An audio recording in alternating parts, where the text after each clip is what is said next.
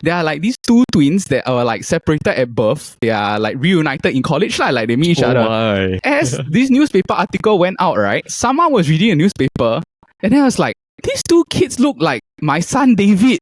And then they later realized that there were triplets that were separated from birth. These three kids, right, were separated from birth, all staying within the same area.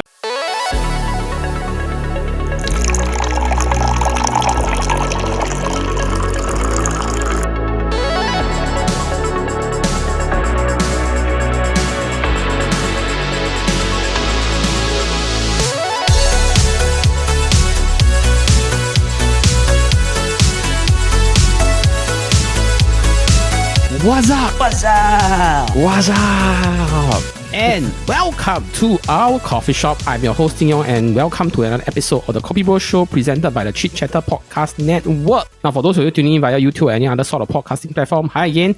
Thank you so much for listening in. We are just 4 Singaporeans that are going to watch Netflix. What to watch, huh? Netflix and chill. Scrolling down after 1 hour. Oh my god, I have the same problem. Yeah. Same problem. Joining us, and for Paul that is going through a thunderstorm. Yeah, I got thunderstorm, bro. Don't mind me, just continue. Yeah. How is everyone doing? Yeah, we are all like entertained by Paul.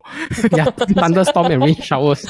I'm about to lose my crap already. He has to record 2 more podcasts after this. So I don't know how it's gonna work.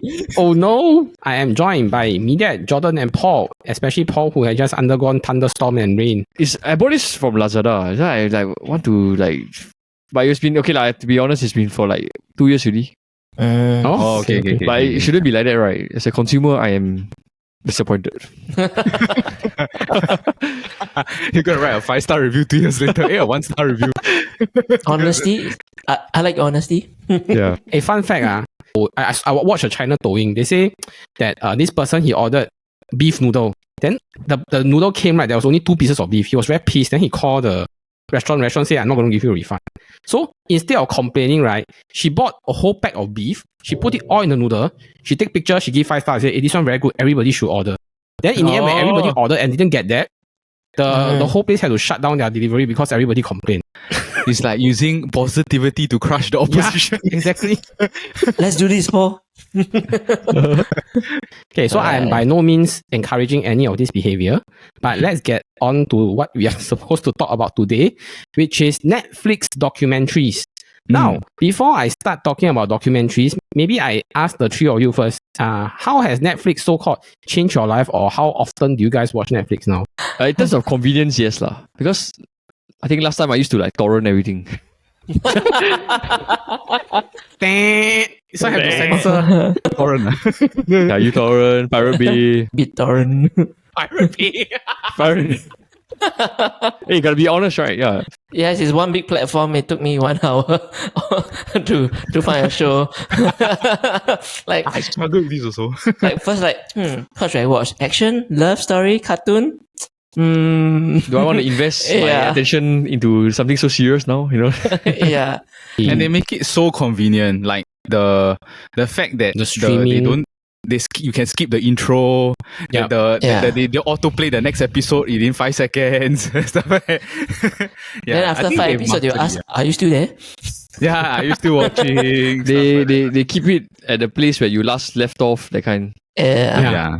Now, I don't know. I know that maybe a documentary is not for everybody, but personally, when I watch Netflix documentaries, it really opened my eyes to this whole new genre. Because when we used to watch documentaries, I think it's a lot about a lot of facts, a lot of trying to show what actually happened But I think Netflix documentaries, I realized, right, because of production value and because of the different directors, right, I realized that this is the first time I realized documentaries can be filmed this way. Don't have to be right or wrong. It's about different viewpoints, this kind of thing Also, that's why I think we decided to do this series about Netflix documentaries. We will go in order, and each one of us will recommend one Netflix documentary to talk about. Okay, so before I go ahead, anybody wants to go first? Like teacher. Any of you want to come out and present first? Okay since Jordan raised his hand first, Jordan. Then I will go second because I very scared my one not exciting enough. Paul will go third. Then me that the fantastic storyteller. The will go best, yeah, best of the last. Yeah. last. Okay, Jordan, take it away. All right. So I've chosen the initials AF Okay. as Abercrombie and Yeah, that I was thinking, like, Not as what lah? As is American Factory. oh yeah. Okay. Yeah. I actually watched that. documentary.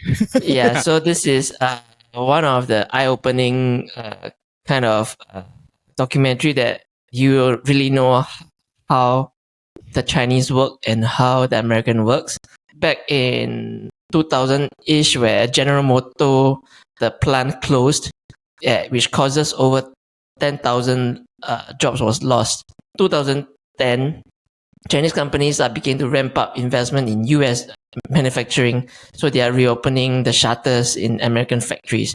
So there's many first time for Americans to work for the China. Yes, correct. Yeah, like last time it used to be the opposite way, but now no more. So so this documentary they zoom into this Chinese company called Fuyao, which is one of the biggest glass maker for the industry for the car. Yeah. Yeah, they actually get 4 representatives from this USA, get 4 representatives from the Americans to go to understudy in China. They were shocked by the working culture, the working environment. The Chinese are nuts, like using bare hands to pick up Glass.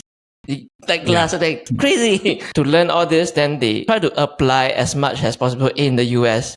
But US, there's always the union, like the workfare thing. Yeah. Yeah, so there's always people try to go against, like, it's either you work in and through it or you work with a work-life balance but you can't choose, but now you need to fight for your bowl of rice. I remember at the end they wanted to introduce some automation or something, right? Then it's like all the Americans are so afraid of losing their job. And then, if I'm not wrong, Obama he heavily endorsed this documentary. He's the one that pushed for it. Yeah. Yeah, Wow. I think just to show the different sort of like working class differences Work between culture, like the yeah. Chinese and the US and stuff like that lah. And then Yeah. I can still remember, right? They have to like sort of like line up and then like start like the work. The day is like they are soldiers like that, right? Correct. Before they start the work, then they have to go and like buy in the locker and stuff like that lah. It's very hard to tell what is correct and what is wrong because it's really about 2 different cultures and Cultures. countries Yeah, and way of doing things. cultures and stuff like that. Correct. I agree. Thank you for sharing. What am I saying? Thank you for sharing. But anyway, since you have shared me that, myself and Paul now have to give a rating out of 5, maybe how much we are interested in watching. And then I think we can take an average score of the 3 of us. Okay. Yeah. So Paul, how much will you rate Jordan's recommendation? How much will you want to watch it? 4. 4. Okay, 4 interesting. popcorns. Yes, because I am interested in like this kind of comparisons when it comes to different cultures and working environments. Because I already watched it. I know how good it is, so it's like a 4.5. I mean, like it is a very good documentary. Oh, so I would interesting. really recommend you go and watch. Yeah. Okay, for me, I will also give it a 4. Yeah, because I also watched it and I actually quite enjoyed it, and I realized like Americans quite sport lah. Yeah, when you get a union, it's quite hard to get things done. It's just really, yeah. That's the yeah. Okay, now it's my turn. Okay, I am choosing this documentary because this is the first documentary I watched, right? That is, it's actually just talking about facts. Okay, and I have watched a lot of murder documentaries, but this was the first documentary I watched, and then I have to pause, right? Because I could feel the goosebumps just raising, not because of like, how to say, not because it's very I mean, it's very shocking, but to me, it's very eerie. This is the first time I watched something like it's not a murder, but it just feels so eerie that I have to pause and calm myself before continuing to watch lah. So I am sharing this documentary called House of Secrets: The Burari Deaths. Yes. Has any of watched you this as watched well. it before? Yes, I I have have not. watched it. Not yet, bro. No, I have not Not watched. yet. Okay. Yeah. So in short, this is about a family in India. Okay, so they're a very normal family. They have the brother. They have 3 generations of people staying inside right? They have the mother, the father, a few children, and then the grandmother. Okay, it's interesting to note that the elder brother actually don't stay with this family. He live in a different Indian city. Okay, so they do their everything kind of jobs, right? Things like they run. If I'm not wrong, if I don't forget wrongly, right? They run like a 杂货店 tuck shop, like convenience like store. Yeah, Yes. convenience store. Then the mother stays with them because the grandmother is like retired and whatnot. One day, because neighbors realize that actually this family they start their day very early, 5 or 5:30, they need to come and open the convenience store. So then they realize that this family like why the convenience store not open? So the neighbors started to go and find them. Then they realized that the front door is unlocked. So they went in, right? Wow, my goosebumps start coming. Okay, they went in, right? They went to the second or third floor, right? They found the whole family all dead. And it's not murder, you know. They committed suicide. Yeah, all of them. Yeah, they hang themselves All of from the from the. I think the correct. roof. They're hanging from the ceiling. Correct. Then, then the most scary thing was that the grandmother was actually strangled. And to add also, like their kids, they also committed. Yeah, they correct. also committed suicide. In the thing. Wow. Yeah. So it's very scary because the whole family sort of committed suicide together. Then the 3-episode documentary is really about talking about at first how a normal family 3 is, hours. and then after this shocking thing happened, right? How they try to make sense about like what they think happened.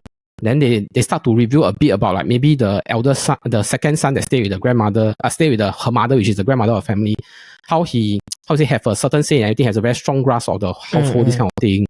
Then they try to like speculate, is it like a mass suicide? Because this is nothing to do with religion or anything. They really suspect that it's a, I don't know, a psycho thing. Like the whole family just controlled so much by the father that the father say die, then everybody die together. No, Sorry? I was asking, so the time of death for the grandma, is it before the mass suicidal? If I never remember wrongly, all of them hang first. Then I think the son or I think it's the son. The son strangled the grandmother, his own mother. Then he hanged himself.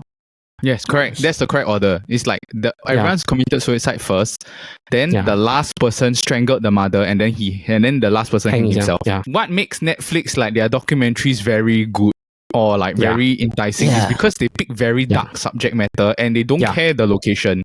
It's like it does not need to be in the US. They can pick it in Spain or they can pick it in India or wherever. And they interview the right people also. Like they ask the police officer, they ask all this. Correct. Yeah. After my sharing, how would you rate out of 5 how much you all want to watch this documentary? It can be very extreme. It's like it might be like a 5 or I can't wait, or it's like I don't want to watch like 1. Yeah, correct. but I watched it, right? And it's a very good documentary. I'll give it a 4. Yeah. I would give it a 4 too, because like as much as I don't like scary thriller, like to me, it's even more scary that it's happened like in real life. Like it gets the point across very well, so I do feel that. This as scary as this documentary sounds, I might give it a go. I think I'll go for 4.5. Oh, Sounds really interesting for me. Yeah.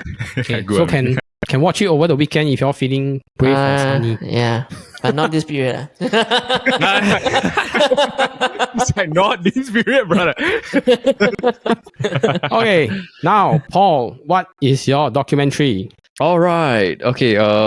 As a person that don't really watches a lot of documentary, right? Normally, I would like to watch documentaries like war related. But then there's only so much you can. There's only so much war stuff you can watch, right?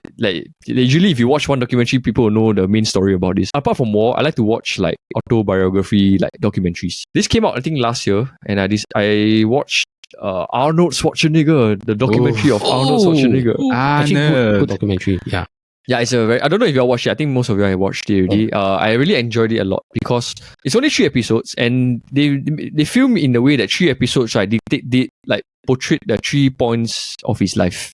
Yeah. So the first episode is about him like growing up in Austria, wanting to break out of Austria and like pursue the American dream as his dream to become a bodybuilder. The second episode is about him giving up, like finish what he accomplished as an athlete already, right? He said, okay, what's next? Then he decided to go pursue the Hollywood life. The third episode will be the part where he talks about like after being an actor already, right, he got so much fame. So what do he do with this fame? So he decided to turn that fame into becoming like a politician. Yeah, the governor. Yeah, the governor of California. California. To me, I really resonated a lot with like the first episode because I like to see like his motivation about how he can like growing up in Austria, right? Like so far away from America, why he decided to come to America and like become a bodybuilder. Right? Apparently, turns out that he was walking down the street, then he saw a magazine about a bodybuilder. Like, I think it was Rich Pop. Yeah, and then he's like, I want to be like him. But at that time, he was already so like constricted to his family's ideologies. Right? Like his father wanted him to become a military man. and then marry like a countryside girl in Austria. Hmm. Then he's like, no, this is not for me. I want to become a bodybuilder like this guy. Like, he did a lot of stuff lah. Like he AWOL in military to go and take part in a under 16 bodybuilding championship, which he won actually. Yeah. So when he went back to the military camp, right, like all his commanders like, hey, you are going to be thrown into the military barracks. So during the 2 weeks, right, they found out that he actually won this competition in Frankfurt lah. And then they took him out of the jail. They asked him like, okay, can you please teach our soldiers how to train, how to build muscle like you did, yeah. So that's where he felt that in the years like 17 to 19 to 20, right, is where he decided to pursue. That's where that's like the fundamental building blocks to his bodybuilding career lah. Yeah. By chance, Paul, do you watch the Pumping Iron documentary? Quite a while back, right? Yeah, quite a while back. It's about his last Mr. Olympia. And then it was like him versus Lou Ferrigno in the bodybuilding thing, right?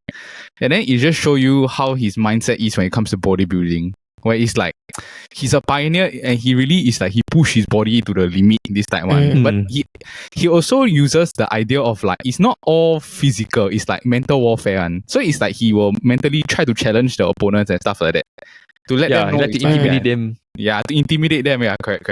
And then I think because like a lot of people recognize him from his bodybuilding career. There's another set of like people that recognize him just from like the Terminator movies. Yeah, the actor. Yeah. After listening to Paul's explanation of Arnold's, how many stars will you give this documentary? How badly you want to watch it? I myself will give 4. Yeah, same 4. Yeah, I want to watch it. I always like tell myself that I should watch it. And then it's like, I don't have the time, but yeah, I should go and watch it. Get to the chopper. Yes, 4 for me. Okay. Fantastic 4. Now, let's move on to the best storyteller. The best. What is I the don't know whether it's documentary? the best. Hey, what is the initial again? TIS. Don't know. Tomorrow is Saturday or something. So basically, right, the initial is TIS. This documentary I will recommend is called 3 Identical Strangers. Now, it is a documentary that came out last year, if I'm not wrong. But I think to like get everyone into the mindset of what is the documentary, I will just tell you how the documentary starts. So essentially, the documentary starts with this guy called Bobby. And he goes to college for the first time in the 80s. And then he goes to college and then everyone acts like they know him. And then they all call him Eddie. Okay, his name is Bobby, but everyone keeps calling him Eddie. And then he's like, hey, what the heck is going on? Why is like everyone calling me Eddie? He finds it very weird. And then he goes to his assigned dorm room and then he's greeted by a friend who supposedly knows him and also calls him Eddie. They then later realize, right, that like, oh my god, you're not Eddie, right? Then it's like, I'm Bobby. This is the first time I ever been in this school. Then it's like, you have no idea. You look exactly like this other guy that is called Eddie. He calls the Eddie up, right, the roommate, and it's like, okay, you guys have to meet each other. They eventually meet up, right, like a crazy like event of circumstances, and they are exactly the same. Okay, they are 2 of the same person. It went crazy, and then the newspaper, right, they picked it up. And then they put it in the newspaper that, oh my god, there are like these 2 twins that are like separated at birth. And then it's like they are like reunited in college, like they meet each other. My. As this newspaper article went out, right, someone was reading a newspaper and then I was like, these 2 kids look like my son David.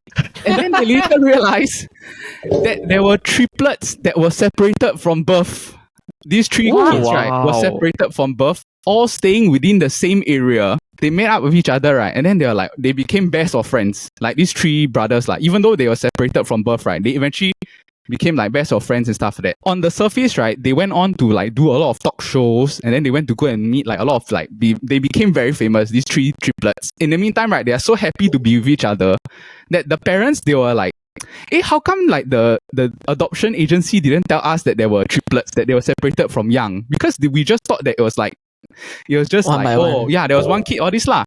So they eventually meet up with the adoption agency and ask like, why is this happening? And the adoption agency explained that, oh, we intentionally split them from birth because we know that it is very difficult to get one parent to adopt all 3 kids. Like it's hard, 1, 3 kids. Yeah. But one of the fathers said like, no, if you had told me from the start that there was these 3 triplets, right, I would have adopted all 3. eventually, right, as they go through the documentary, they also discover that within the area, right, there was a lot of identical twins that later found each other being separated from birth that all came from this same adoption agency.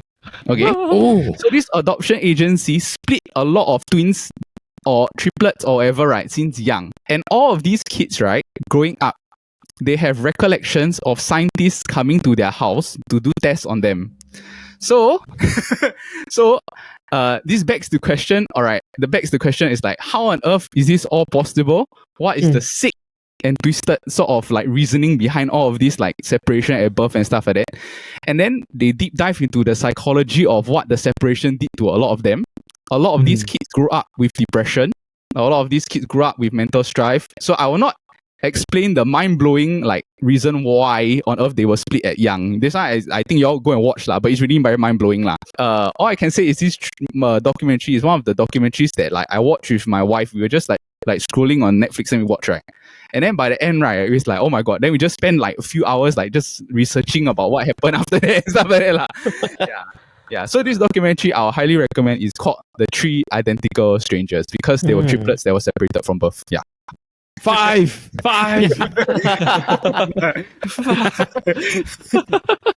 Yeah. I think it's very shocking to be like, huh? Like, you know, and then they were all within the same neighborhood.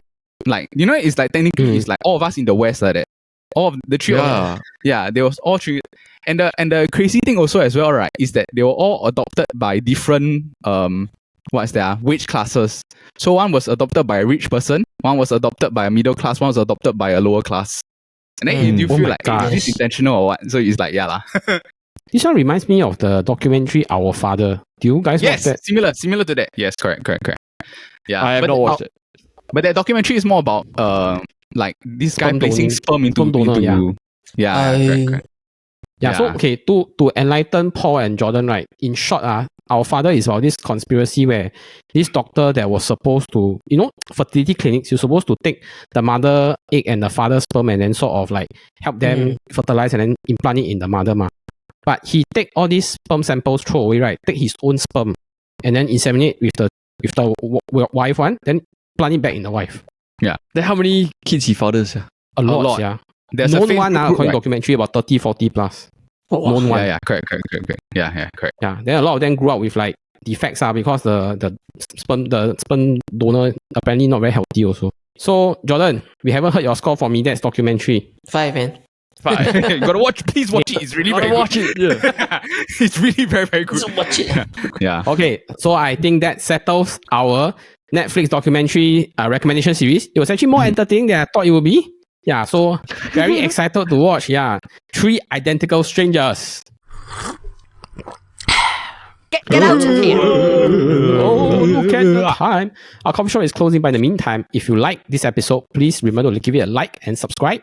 We have episodes that come out every Monday. But if you're interested in football, we have the football kaki that drops every Wednesday. And then we have if you're into the fun game show formats, we'll be doing the SG Draft podcast that drops every Friday. Now, if you're interested in the fun knockout tournaments, we have a really tournament pool that is in our Instagram every Monday to Thursday, where we do a knockout and eliminate different contenders for a topic uniquely tagged to this week's KopiBros episode. I think we should be doing Netflix documentaries for this. I think it's very straightforward. The recurring tournament will start every 12 p.m. when the results of previous day is revealed, and the next round of voting will start. So head to our Instagram to vote. We hope that everyone is going to Netflix and chill and enjoy your documentaries. But remember, a kopi a day keeps your troubles away. Doo, doo, doo.